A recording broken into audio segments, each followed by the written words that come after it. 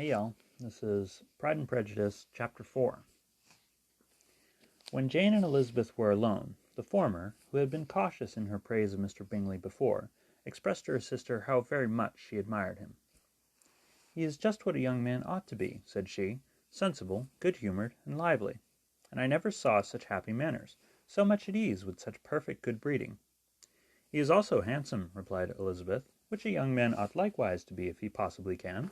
His character is thereby complete." "I was very much flattered by his asking me to dance a second time. I did not expect such a compliment." "Did not you? I did for you. But that is one great difference between us.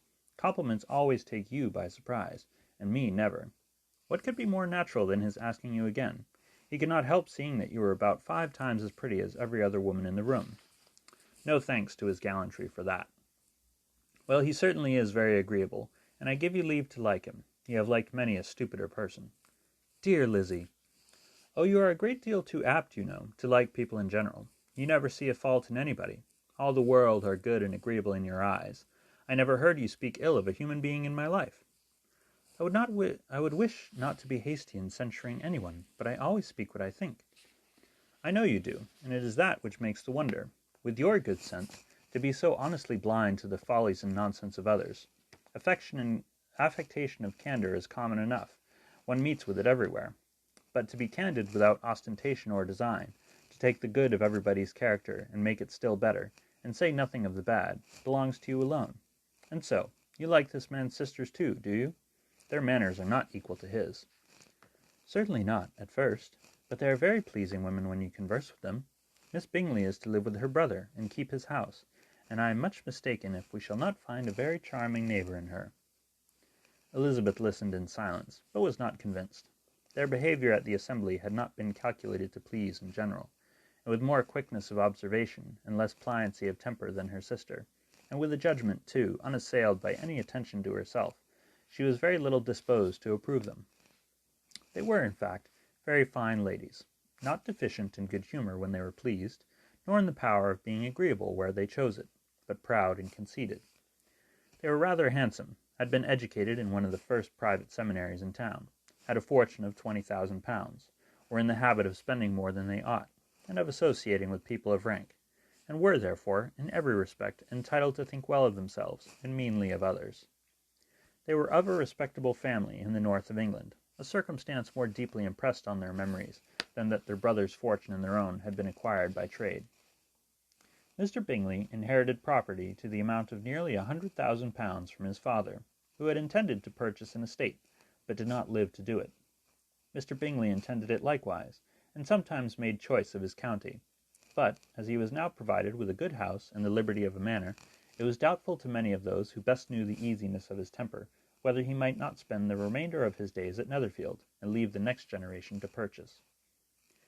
His sisters were very anxious for his having an estate of his own, but though he was now established only as a tenant, Miss Bingley was by no means unwilling to preside at his table. Nor was Mrs. Hurst, who had married a man of more fashion than fortune, less disposed to consider his house as her home when it suited her. Mr. Bingley had not been of age 2 years when he was tempted, by an accidental recommendation, to look at Netherfield House. He did look at it, and into it, for half an hour, was pleased with the situation and the principal rooms, satisfied with what the owner said in its praise, and took it immediately. Between him and Darcy there was a very steady friendship, in spite of a great opposition of character. Bingley was endeared to Darcy by the easiness, openness, and ductility of his temper, though no disposition could offer a greater contrast to his own, and though with his own he never appeared dissatisfied. On the strength of Darcy's regard, Bingley had the firmest reliance, and of his judgment the highest opinion. In understanding, Darcy was the superior. Bingley was by no means deficient, but Darcy was clever. He was at the same time haughty, reserved, and fastidious, and his manners, though well-bred, were not inviting. In that respect his friend had greatly the advantage. Bingley was sure of being liked wherever he appeared. Darcy was continually giving offence. The manner in which they spoke of the Meryton assembly was sufficiently characteristic.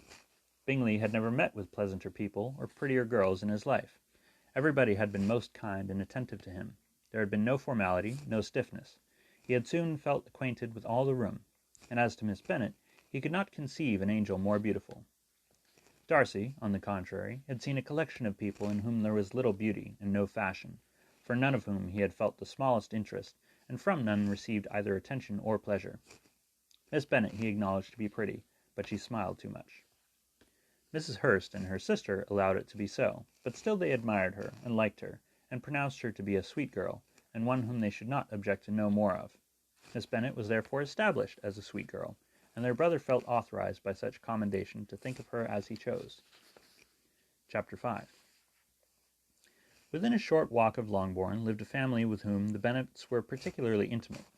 Sir William Lucas had been formerly in trade in Meryton, where he had made a tolerable fortune, and risen to the honour of knighthood by an address to the king during his mayoralty. Mayoralty? The distinction had, perhaps, been felt too strongly.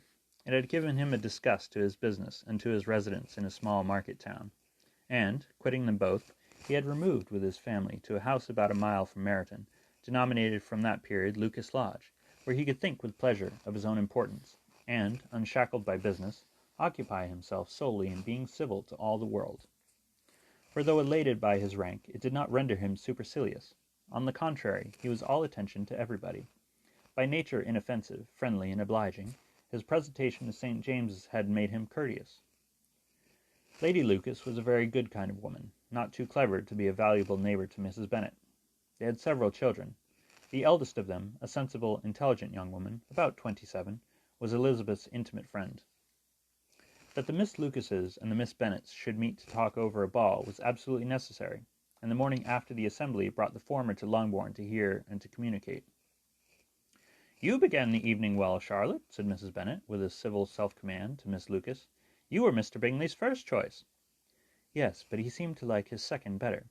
"Oh, and you meet Jane, I suppose, because he danced with her twice. To be sure, that did seem as if he admired her. Indeed, I rather believe he did. I heard something about it, but I hardly know what. Something about Mr. Robinson." "Perhaps you mean that I overheard what I overheard between him and Mr. Robinson. Did I not mention it to you? Mr. Robinson asked him how he liked our Meryton assemblies, and whether he did not think there were a great many pretty women in the room, and which he thought the prettiest. And his answering immediately to the last question, 'Oh, the eldest Miss Bennet, beyond a doubt. There cannot be two opinions on that point.'" "Upon my word! Well, that was very decided indeed. That does seem as if... But, however, it may all come to nothing, you know." My overhearings were more to the purpose than yours, Eliza," said Charlotte. "Mr. Darcy is not so well worth listening to as his friend, is he? Poor Eliza, to be only just tolerable." "I beg you will not put it into Lizzie's head to be vexed by his ill treatment, for he is such a disagreeable man that it would be quite a misfortune to be liked by him. Mrs. Long told me last night, when he sat close to her for half an hour without once opening his lips." "Are you quite sure, ma'am? Is there not a little mistake?" said Jane. "I certainly saw Mr. Darcy speaking to her." "Ay, because she asked him at last how he liked Netherfield, and he could not help answering her, but she said he seemed very angry at being spoken to." "Miss Bingley told me," said Jane, "that he never speaks much, unless among his intimate acquaintances. With them he is remarkably agreeable." "I do not believe a word of it, my dear. If he had been so very agreeable, he would have talked to Mrs. Long. But I can guess how it was. Everybody says he is ate up with pride, and I dare say he had heard somehow that Mrs. Long does not keep a carriage, and had come to the ball in a hack chaise." "I do not mind his not talking to Mrs. Long," said Miss Lucas, "but I wish he had danced with Eliza." "Another time, Lizzie," said her mother. "I would not dance with him, if I were you." "I believe, ma'am, I may safely promise you never to dance with him." "His pride," said Mrs. Lucas, "does not offend me so much as pride often does, because there is an excuse for it. One cannot wonder that so very fine a young man with family, fortune, everything in his favour, should think highly of himself. If I may so express it, he has a right to be proud." "That is very true," replied Elizabeth, "and I could easily forgive his pride, if he had not mortified mine." "Pride," observed Mary, who piqued herself upon the solidity of her reflections, "is a very common failing, I believe. By all that I have ever read, I am convinced that it is very common indeed, that human nature is particularly prone to it, and that there are few of us who do not cherish a feeling of self-complacency on the score of some quality or other, real or imaginary. Vanity and pride are different things, though the words are often used synonymously. A person may be proud without being vain. Pride relates more to our opinion of ourselves, vanity to what we would have others think of us." "If I were as rich as Mr. Darcy," cried a young Lucas, who came with his sisters, "I should not care how proud I was. I would keep a pack of foxhounds, and drink a bottle of wine every day." "Then you would drink a great deal more than you ought," said Mrs. Bennet, "and if I were to see you at it, I should take away your bottle directly." The boy protested that she should not. She continued to declare that she would, and the argument ended only with the visit.